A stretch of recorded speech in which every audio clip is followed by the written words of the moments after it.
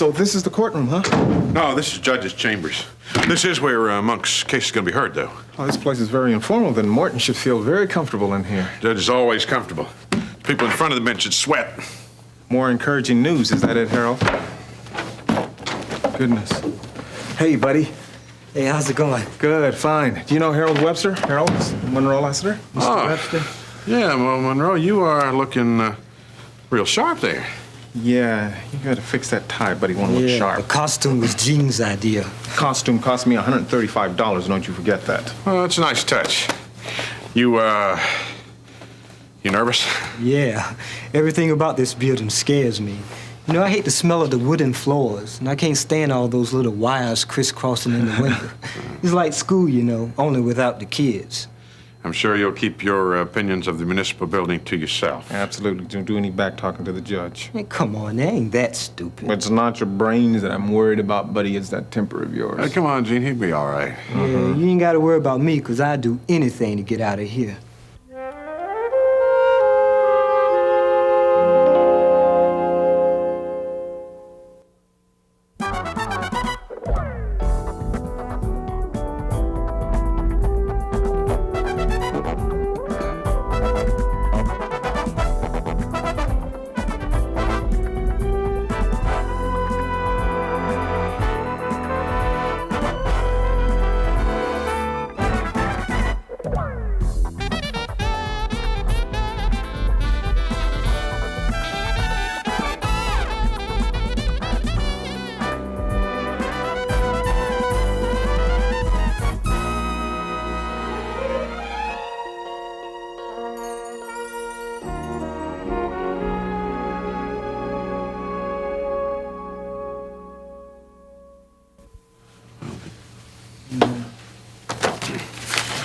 You know, Monroe, actually, you're pretty fortunate that your case is being heard here in chambers.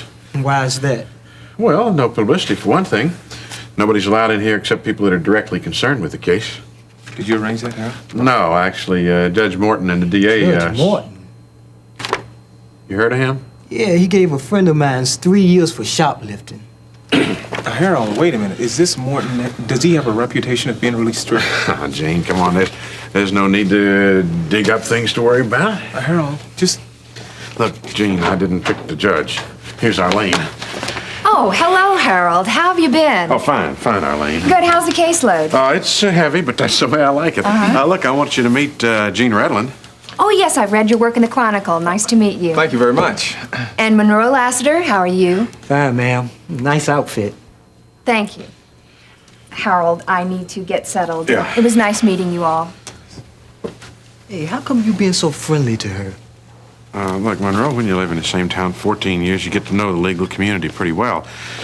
At least I didn't compliment her dress.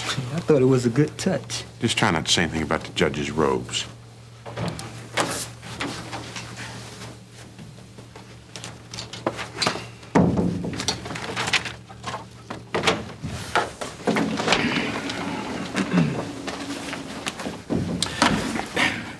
Hearing is in session. Hello, Arlene. Good morning, Judge. Howard. It makes you feel like we all friends here. Well, I've read both your reports, and I'm ready to the case of the people versus Monroe Lassiter. Arlene?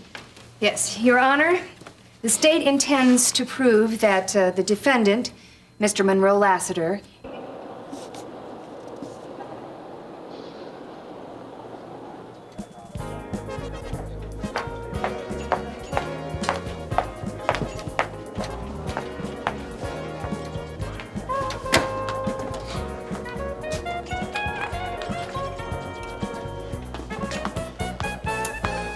Peter Davidson, isn't it? Yeah, supposedly. What are you doing here at the college? Working. I won't bore you with the details. Bore me, please. This is biology. Have a seat. That looks good. Oh, yeah? This is an instant meal. You want one? No, thanks. My sister's been on my case about calories and sedentary work. Did she get her flowers? You mean the idea for the 2 dozen roses was yours? Well, I thought that was wonderful. So did Amber. well, I told him to send flowers, not 2 dozen roses. That he sort of took that on his own, you know.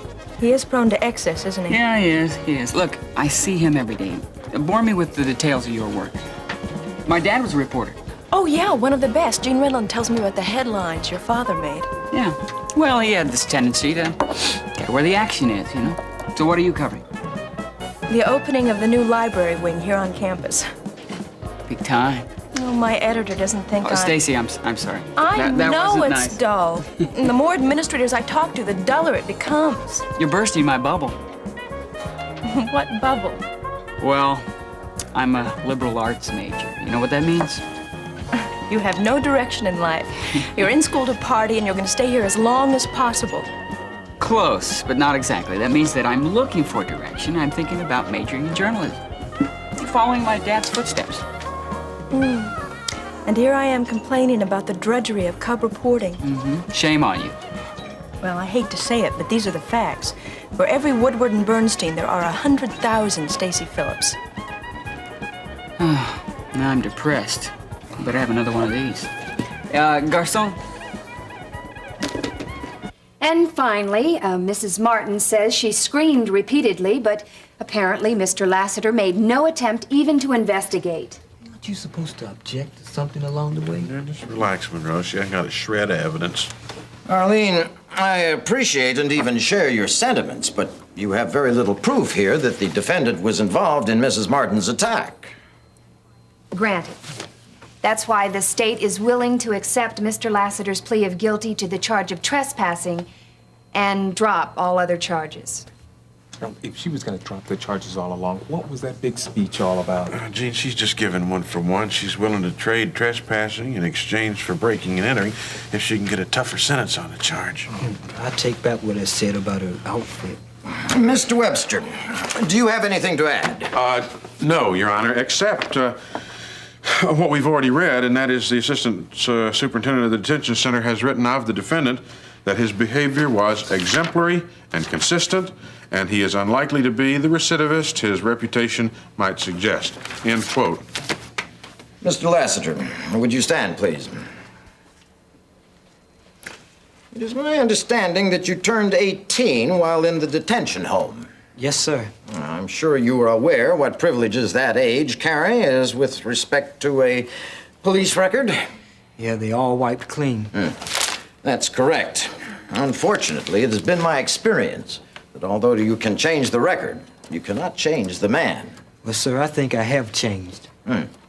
Thanks to the detention center? Yeah, that's a dead-end street. Well, not to be too cynical, but I've heard that in this chamber before, particularly from men who wind up here a few weeks later. Could you explain your nickname? Is it Monk? Yes, sir.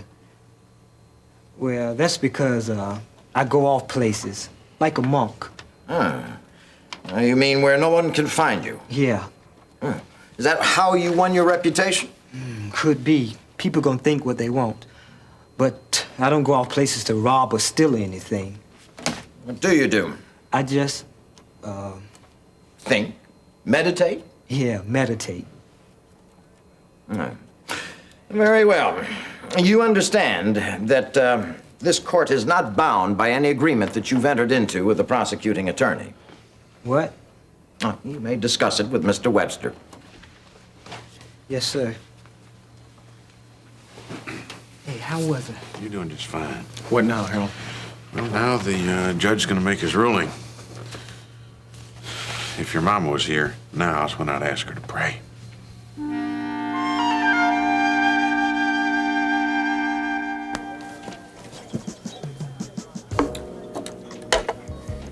Thank you. So, tell me about some of your other articles. Come on, don't do this to me. Hey, I bet you they're not as bad as you say. Oh, yeah? Yeah. How much?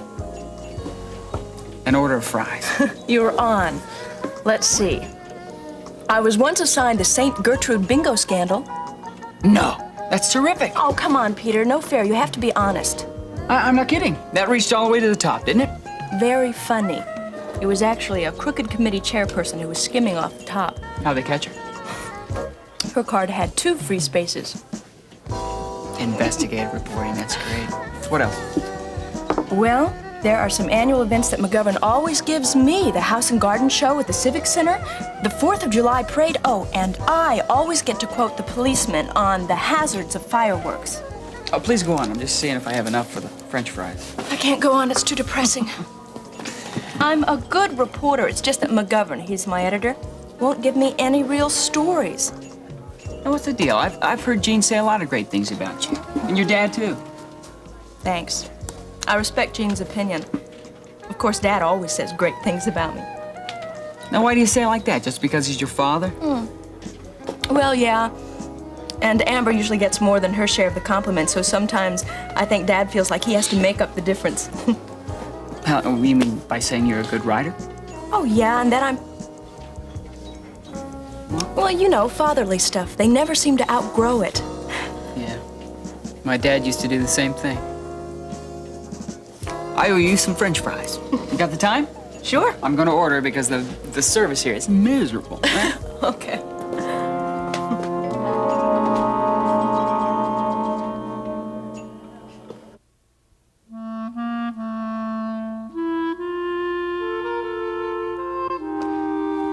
I've reviewed the case and heard the testimony. While I agree that the defendant's presence in the school the night of Mrs. Martin's attack is fortuitous at best, I also concede to the fact that there is very little evidence showing that the defendant was directly involved. Citing this and the fact that Mr. Lassiter is being tried as a minor, and it is his first offense, and his behavior in the detention center was commendable, I find that the defendant's plea of guilty to the charge of trespassing exclusively be entered into the record. Halfway out of the woods. As to the sentence, citing the reasons that I just gave, it is suspended. I am, however, placing you on a 6-month probation, Mr. Lassiter, hoping that you will find a better environment and seek gainful employment. Your Honor, Mr. Redland here has opened his home to the defendant. Very good. I hope you take advantage of that hospitality. Yes, sir. Thank you, sir. By the way, you really look good in black. Thank you. Case dismissed. Congratulations, buddy. Good. I'm a free man. Hey, with the emphasis on man, next time you'll be tried as an adult. Hey, there ain't gonna be no next time. Hey, thanks for everything, Mr. Webster. Glad I could help. Hey, look, Monroe, you're so style conscious and everything. What do you think? Like I said, thanks for everything, Mr. Webster. Oh, so you like to go off places by yourself and think, huh, buddy? Hey, let's not talk about that, all right? Hey, just getting to know you a little bit more. Well, after all, we're gonna be roomies, right? Yeah, thanks a whole lot. Yeah. Let's get out of here. Not bad, Harold.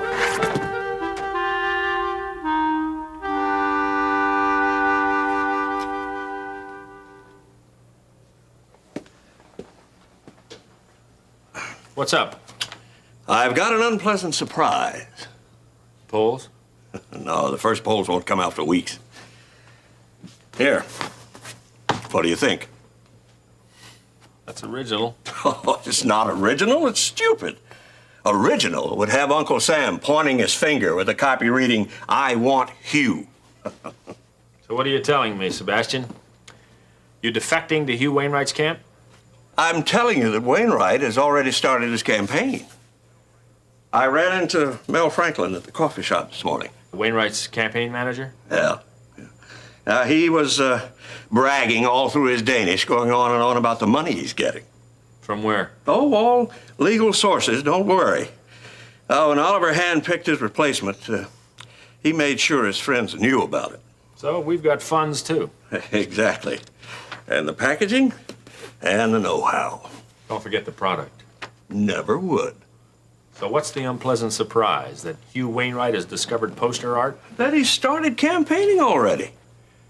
I was hoping that, well, that we'd have more time to organize. You know, I am always grateful for employees who reprimand themselves. Oh, no, I'm not taking all the blame. No, I tried to meet with you a number of times about strategy. You were too busy. Too busy going to these. What's that? Never mind. You can't see it. It's my visitation schedule. You'll give it back to me with 4 more stops on it. All right. We're all busy. Just that I can't stand thinking I'm ahead of the game and then finding out how far behind we really are. How's, Kate? Oh, boy. Sebastian, you're starting to sound like a broken record. Oh, correction. You've been seeing her for 6 weeks now. That's a broken record. Listen, Kate is a lovely lady. She's a close friend of mine. She's a terrific campaign worker, but she is not political bait. Oh, well, she knows Whitestone personally.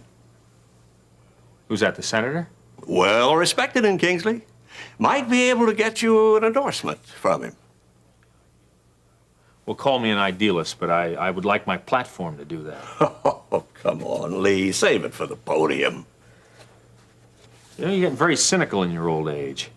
Well, the stakes are higher. Listen, I'm very well aware of what the stakes are. And they go beyond my personal welfare. They reach the lives of everyone in Kingsley. Hey, I like that. Let me get that. Let me get that down. Yeah, never mind. All right, listen, I'm very glad that you're lost in the forest of billboards and the media numbers. But from now on, you let all the endorsements and the platform come from this office and not from your office. All right? Hey, Marianne, not that it's gonna help, but I think you should know. What now? I saw Russ. He came over to the house. When? Last night. He wanted money. You're kidding! He asked you for money, too? Yeah. He waited till my mother went upstairs and he tapped on the window. What did you do? Is he all right? He asked the same thing about you. Well, he's on the run. He wanted me to give him some money. I gave him a couple of bucks. Ran upstairs to get some more, and in comes Ben and Lori. He ran out the back door. He also wanted an address. I don't understand. He wanted to know where Miriam Mason was. I told him the King's Arms Hotel. Well, maybe he wanted to find her. Maybe he thinks that she could help clear him of the kidnapping charges. Or he knows her father's loaded. When is this all going to end, Peter? Marianne, it is over, okay? Now it's gonna end when you stop thinking about Russ all the time. You gotta get on with living. Now forget him once and for all. Hello? Let me speak to Marianne Prescott, please. It's Russ.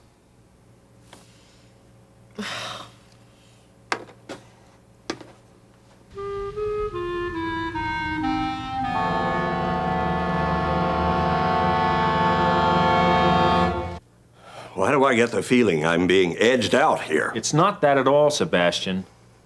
I just don't want you dictating policy to get me elected. When was I doing that? With Kate. Oh. Now listen, you don't try to understand. The time I spend with Kate is very, very private. It's an escape from politics altogether. It's a little world without any pressures and without any issues.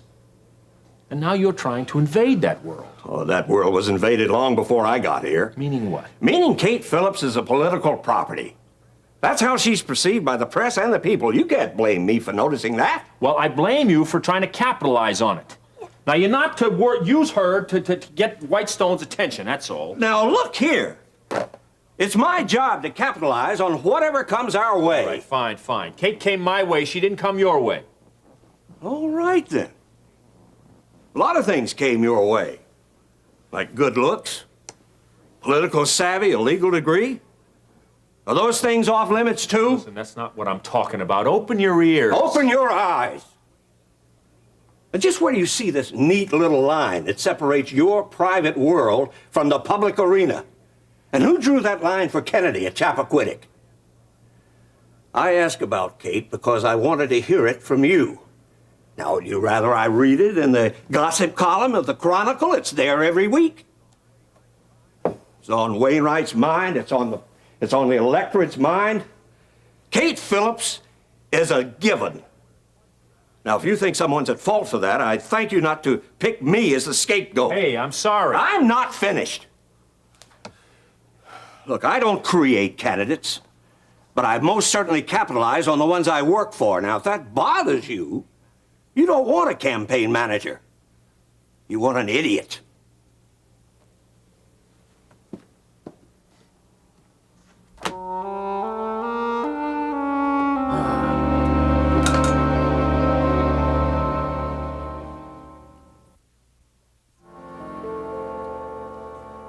Russ? Marianne, was that Peter? Yeah, he told me that you went to his house last night. Yeah. Yeah, I had to.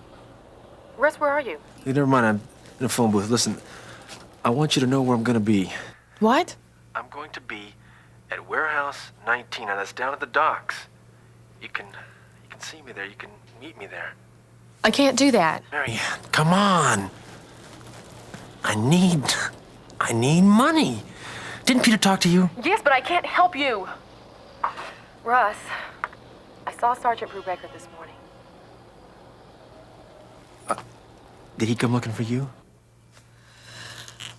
No, I went to him. You what? Yes, I want to help. If you wanted to help, you'd help me get out of here. Russ, the police want to talk to you about Saddleback. No, Brubaker said that technically no charges have been filed yet. They could probably clear you. Marianne, come on. Don't you see what they're trying to do? Russ, if you chose to turn yourself in, they would probably help you. They could maybe clear you of this. I'm sure of it. No, there are no choices for me. Not anymore. Russ.